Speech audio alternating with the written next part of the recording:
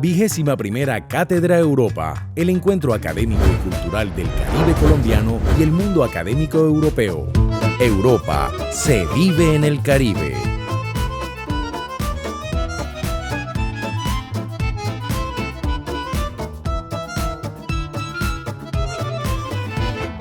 Good morning, everybody. Before I start, I would like to thank the organizers of this event, also Professor Jana Schmutzler. I would also like to thank Rita and Mallory for giving me a nice tour in Colombia, and all the students involved in the organization of this. It looks very nice. I feel very welcomed.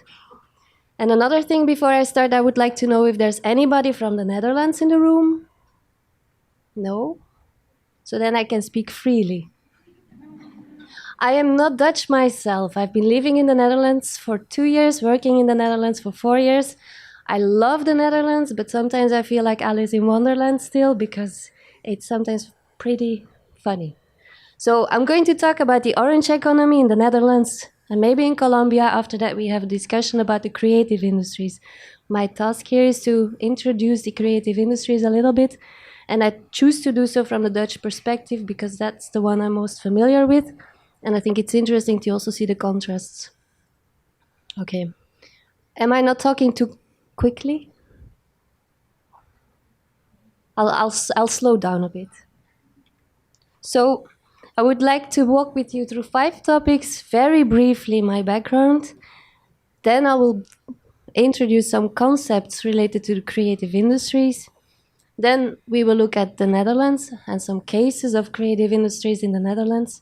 Then quickly through Colombia. This is mainly because of, I think, the 2 foreigners in the room from Germany. I will introduce some of Colombia's culture, and then we will discuss, I will show some challenges that we can discuss later in the discussion.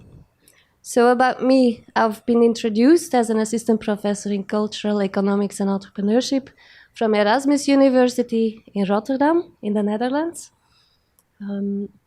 We have a nice program, I would say. We have a Bachelor Arts and Cultural Studies, also a Master in Cultural Economics and Entrepreneurship. So I do not want to steal any students from Colombia, from University del Norte here, but if you finished your Master here and you would like to do an international program on arts and culture, I think we have a really nice one. There's a group of 50 international students, and we study all different aspects of the creation, production, distribution of arts and culture. With project works, consultancy projects. It's a very interesting and fun program to do indeed. I brought along some colleagues because I start missing them. Philippe Vermeulen is an expert in the art markets. Maria-Angela Lavanga, she works on sustainable fashion.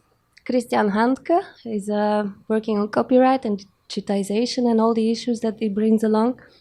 Lenia Marquez, she's Portuguese, but she studies cities and also Carnival. And she asked me to distribute this link.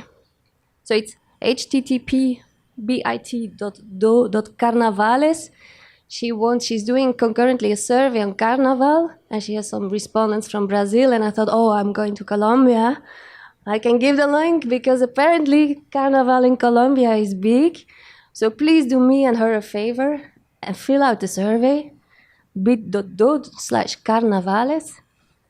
So far for the promotion. Ana Minosa is another colleague. She's studying heritage and crafts.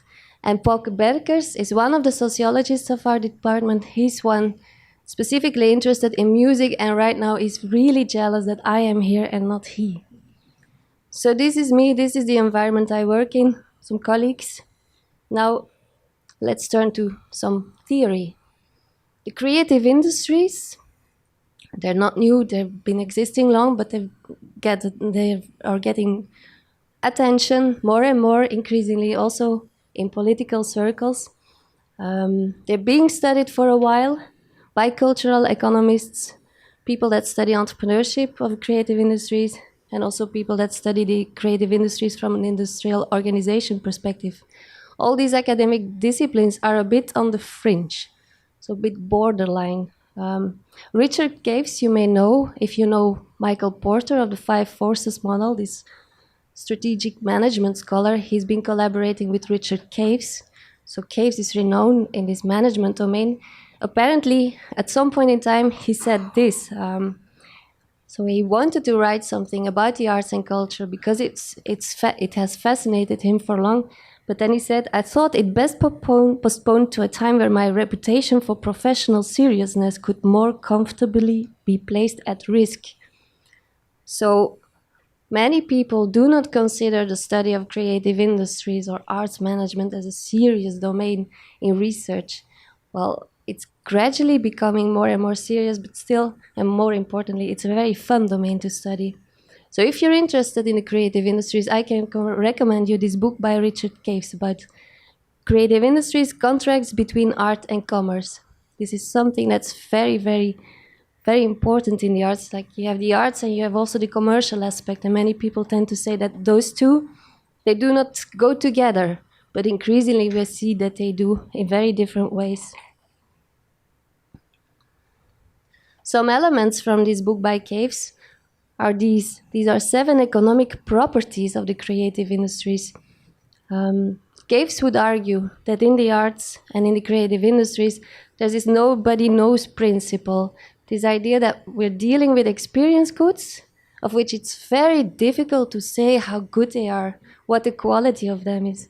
Maybe you have experienced once in your life, or maybe, hopefully not more, that you've been watching a theater play and that you were sitting there and wondering, like, do I like it?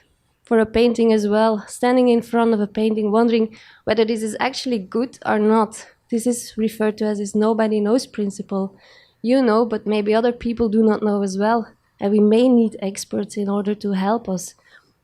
There's also this principle of arts for art's sake, l'art pour l'art, already developed by Pierre Bourdieu. Artists make art for art. They do not care too much about money. That's the idea. Some do, of course. It's the art which is prevalent.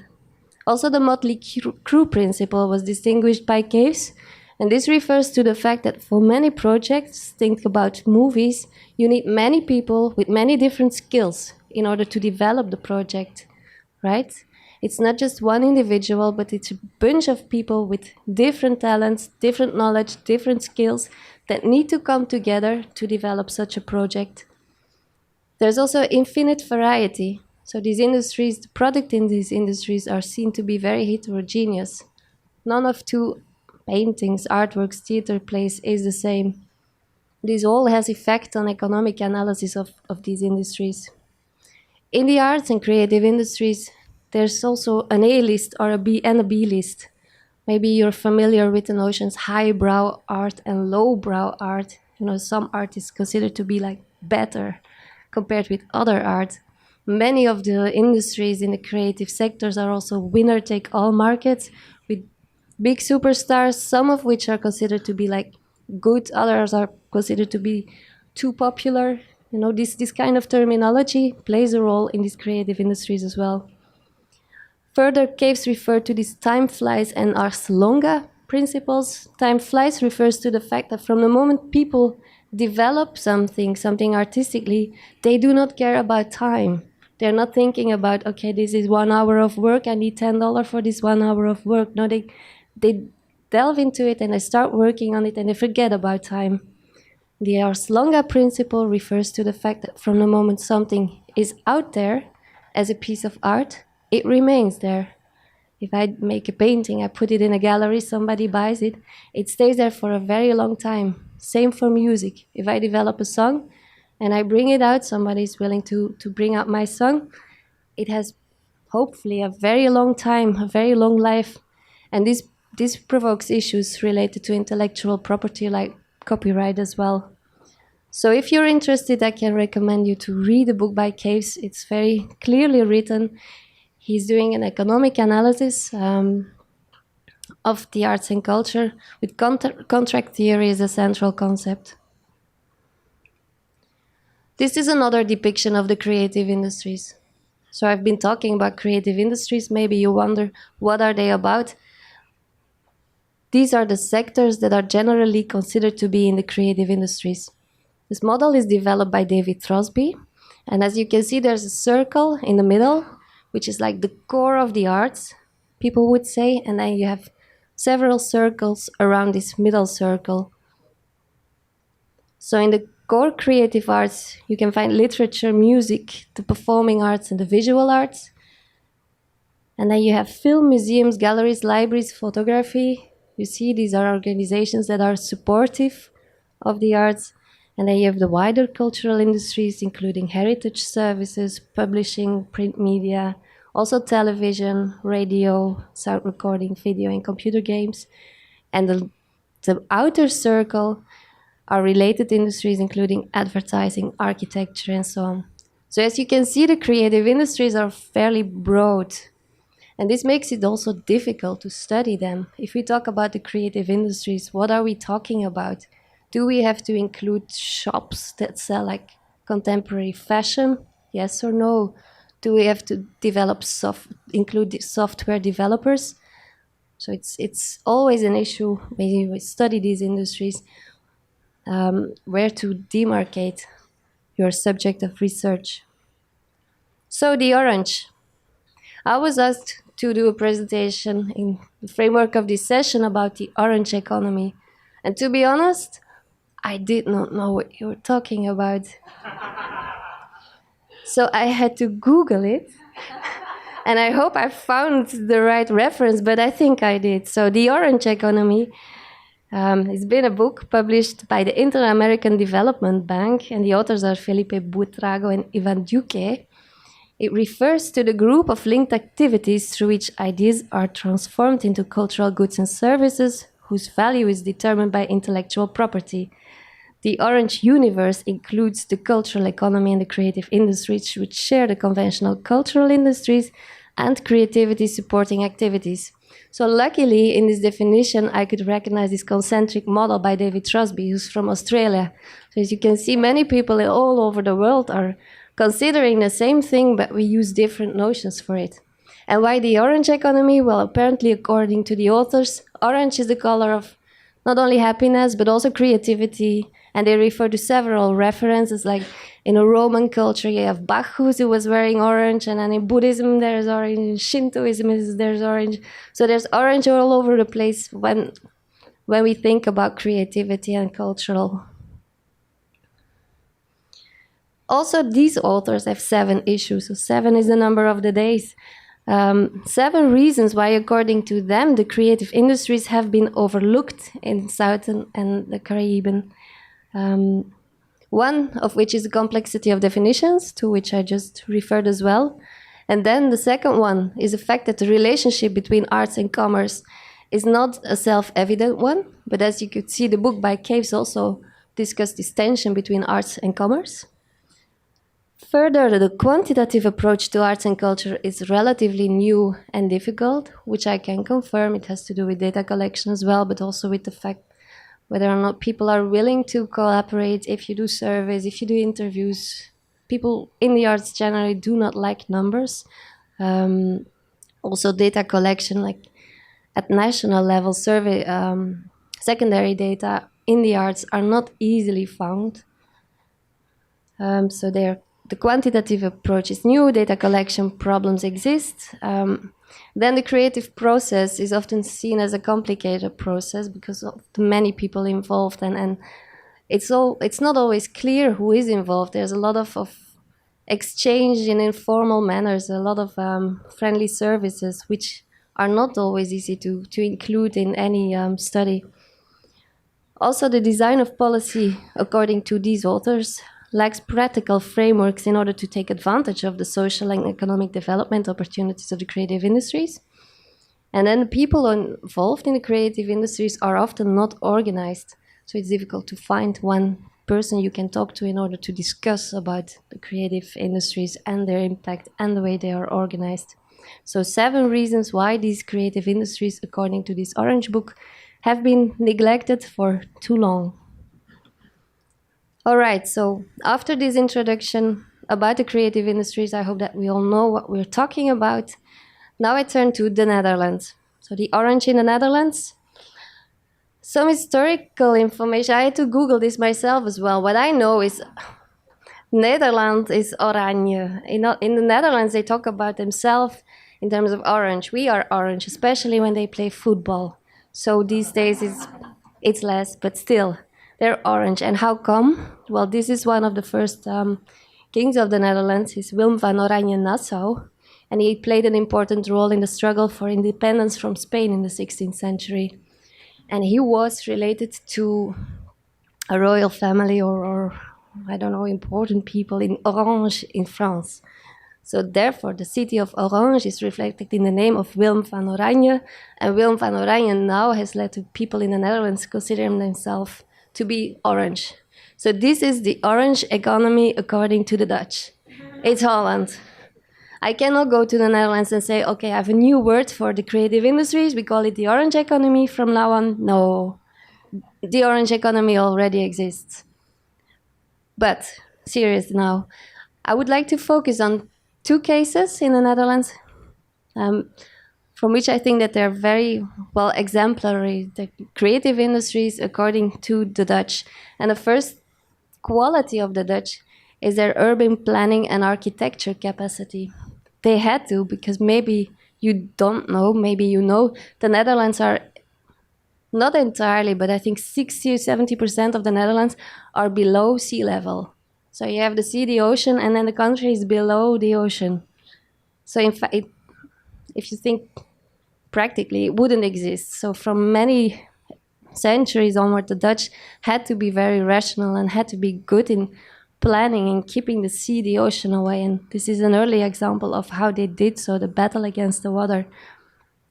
They still do so. So they have several neighborhoods in the Netherlands that are being planned. This is an example from Schiedam, where you can also see the water. Example from Barendrecht. Example from New Vennep. You see how the Dutch plan. This is what they do with their cities. So also here, they're carefully, but they manifest something. They have several landmarks in their cities. This is Rotterdam. You can see the Erasmus Bridge. And then behind, you see these buildings. They're being called the Vertical City. This is a recent project by an important architect, Rem Koolhaas. And what they also do regarding urban planning and architecture are things like this. So in many cities, there's industrial heritage. This is a sanitary equipment factory, but it's abandoned now because we don't need that no longer. Other countries produce our toilets. So these buildings are in the middle of the city, and what the Dutch tend to do is reallocate it. So they restore the building and they give it another function, and oftentimes it's a creative function. So in this building today, there are many offices for creative professionals, for knowledge workers in the creative industries. They call it breathing spaces, so it's a type of incubator. And often the funding of these projects is public and private combination, so it's a public-private partnership. So this is what Sphinx in Maastricht looks like now. You can see a student hotel and also a cinema, some student rooms, and further a lot of ateliers or workspaces. Same for this building, it's Klokgebouw in Eindhoven. It's a building from Philips. They did the same renovation, a lot of creatives in there, knowledge workers, public money, private capital, in order to generate a future for these landmark buildings in the city. So urban planning and architecture, I think it's a skill of the Dutch. It starts with a scarcity of space. Holland is very, very small. There's not much space, so we cannot waste any of it. Carefully planning, the government is involved. Many of these projects are top-down. You as an individual, if you possess a piece of land, you cannot do whatever you want. There are rules. There are very much rules in the Netherlands. But I think it makes sense for this country. The Dutch also take into account the human component, but they do not ignore the financial component. Another example is the denim industry. For me, it was completely new a couple of years ago when I heard that Amsterdam was the capital of denim. I was completely surprised. I said, like, why is that? And apparently, the Dutch are the people owning 5.4 pairs of jeans per person, which is like a record. So there's this small thing, this seed, and the Dutch are very good at cultivating it Today in Amsterdam, there's a jeans school. It's the first jeans school, so if you want to study jeans, you can go to Amsterdam. The headquarters of Tommy Hilfiger were already in Amsterdam. Now G-Star has built this building. Of course, there are Amsterdam denim days as well, so if you were not convinced, they will try to convince you that Amsterdam is the capital of denim. But what I try to show with this example is that the Dutch are very good in cultivating a seed. There's a small seed, they recognize opportunities, and they leverage these opportunities. They do so by clustering people, clustering organizations, clustering the different segments of production. So there's design, there's also production, there's also distribution. Collaboration is important. Also, they focus on denim. You know, nobody else has focused on denim. They focus on denim, and they try to exploit it as well as they can. Obviously, it's also a way of branding. There are many challenges for Holland as well, like over-tourism in Amsterdam. If you go to Holland, there are many other nice cities. Another challenge for the Dutch is this creative work. It's been very attractive. Education is open. Everybody can become a creative professional.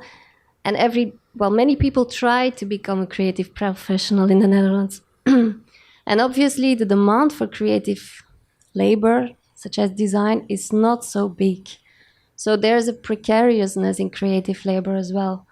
They also noticed that there's not so much business growth in the Netherlands. So many people start their own business, but in terms of aggregate turnover, numbers were going down, which led us to the conclusion that many people they start a small business, but they do not grow because they do not seek any collaboration. So it's a bit of a problem. Another problem is the fact that many people that study arts and culture do not find an employed or paid job, but there's internships. There's internships, unpaid internships all over the place, replacing paid work. So many of the people who are like triggered by working in the arts and culture, they can work in the arts and culture, but 3 years without payment is not an exception. In general, in the Netherlands, there's many rules, many regulations. Some would say there's over-regulation. Also, this gentrification issue, the fact that especially in urban areas, that buildings attract people and chase away the locals, which are often the poorer people, is an issue in the Netherlands. And then, as I said, over-tourism. So this is Holland. 2 cases, they're good, they're pragmatic. Quickly, with you, some images of Colombia. This is like a selection of an amateur. I've been in Cartagena. I was overwhelmed by tourism in Cartagena. I've been in Palenque. I was impressed by the way, or I was impressed by what I saw, and I was also impressed by the fact that the realization of this oral heritage is present. It's still a challenge of how to deal with that. I've been hearing music all over the place, and excuse me for this easily Googled image. I don't know how relevant or how good this is in your eyes, but for me it reflects Colombian music, so also intangible heritage, which provokes questions as to intellectual property rights, amongst other things. The nice traditions that people in Colombia have when it comes to textile. Also here questions like sustainability about these things. What I've heard, I haven't seen, is the Carnaval in Barranquillo, so do not forget the survey by Lenia Marquez. So very briefly, when I have a first impression in Colombia, and I have to define my first impression, it consists out of these 3 aspects. I see a huge service sector, maybe even bigger than the knowledge or creative sectors, which has positive sides and probably also negative sides or challenges. The positive side is definitely the friendliness of the people. It's really impressing, and I can tell you it's not like that all over the world. A challenge may be the informality of much of the economy. So the intangible heritage to which I referred, and also the space. When I'm in Colombia, I come from the Netherlands, I see a lot of space, a lot of opportunities, but also a lot of challenges, especially by the mobilization of people towards cities. So in some Colombia, first impression for me is energy, a lot of energy. Not so much the knowledge economy that we've been talking about in Europe all over, creativity, yes, but mainly energy. And I think there's a direct link between creativity and energy. So the challenges for the Netherlands, creative industries have been a top sector since 2002. In Colombia, I guess it is not so formally organized.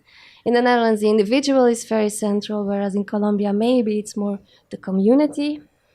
The Netherlands, many rules, formal. In Colombia, maybe it's more informal. It's just inside of the people.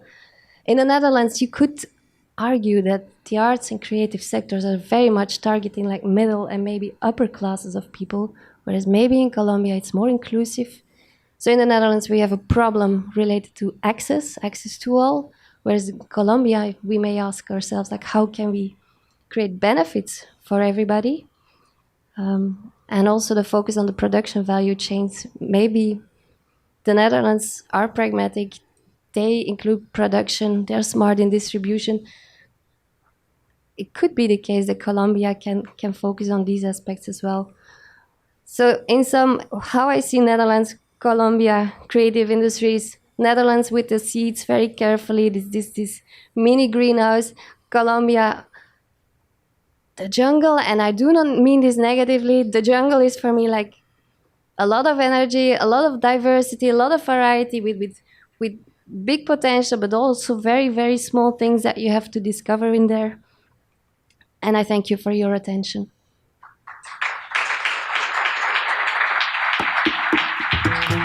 21ª Cátedra Europa, el encuentro académico y cultural del Caribe colombiano y el mundo académico europeo.